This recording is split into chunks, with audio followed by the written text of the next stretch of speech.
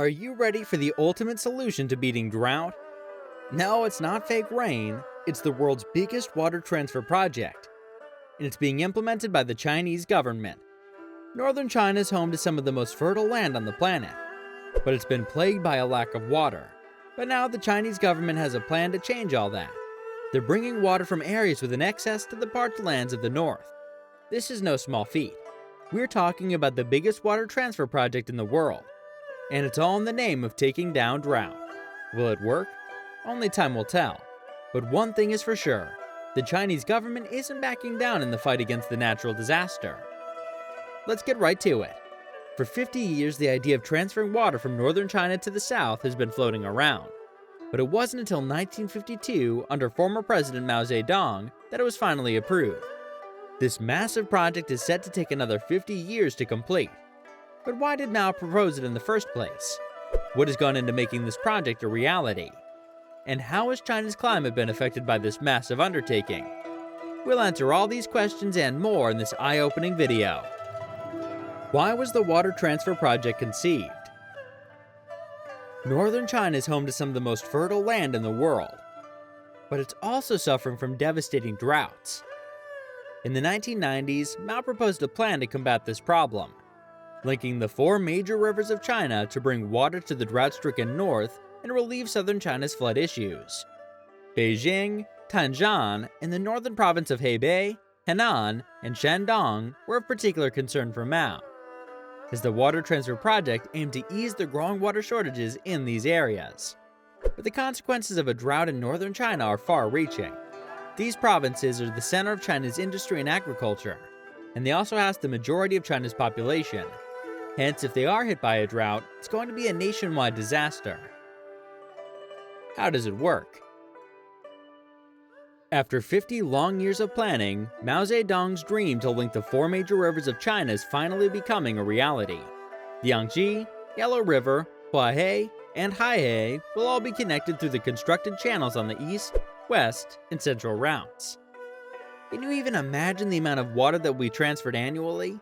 It's almost mind-blowing. But it wasn't an easy road to get here. It took another 50 years of research and planning before the Chinese State Council gave the green light. And in 2002, construction on the eastern route has finally begun. Get ready for a whole new level of hydration in China. The Eastern Route. The Eastern Route links Shandong with the Yangtze River, which will bring water to the Huang-Huahe Plain through an already established water channel, the Beijing-Hangzhou Grand Canal that is near Yangzhou City.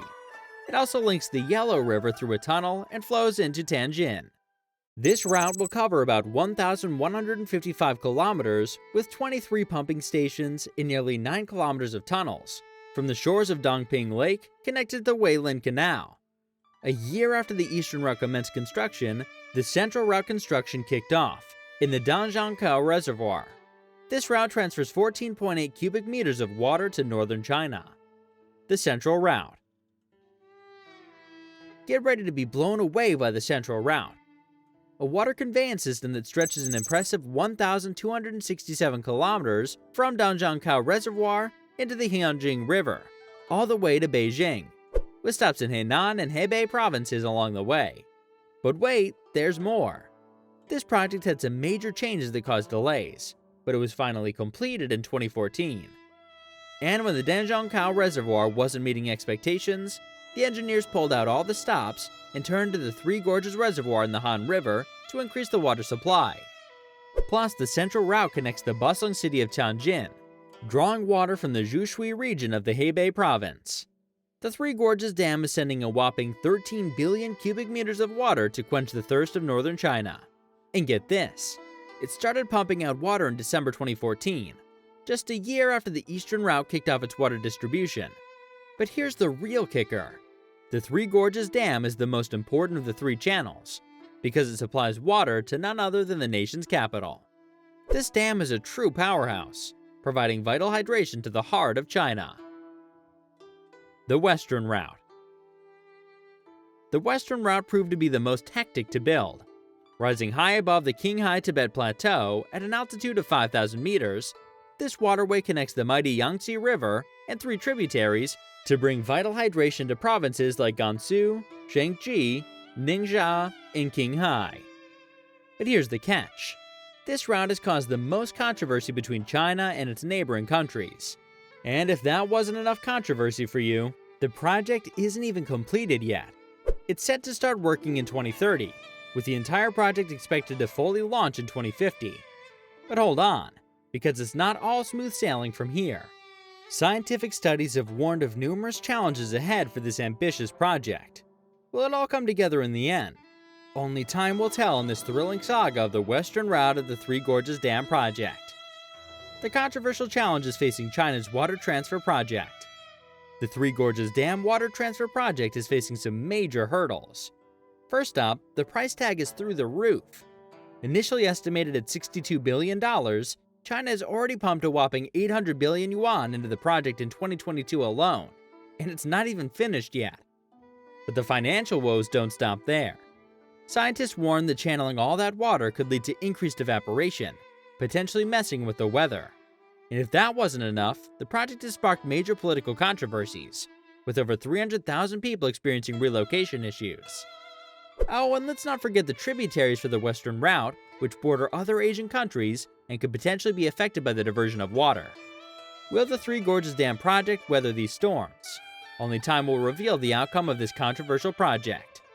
Heat waves and winter weather may try to throw a wrench in the works, but rest assured that the experts are on top of it. And don't worry about the safety of the water. It's been thoroughly examined and given the all clear. But despite the challenges, the north extension of the eastern route is pushing forward, bringing water to Hebei and Tianjin in the face of winter weather. It's all to ensure that farmers in North China have access to water during the spring of 2023. This project is no small feat. It's been in the works for over 80 years and is now almost a reality. And the people of China's northern provinces can breathe a sigh of relief, as they won't have to worry about relocating due to water shortages any longer. The water's coming to them, thanks to the bravery and determination of the China Water Transfer Project team. If you liked this video, then hit the like button, subscribe to our channel, and make sure to turn on notifications so you don't miss a single mind-blowing post from us.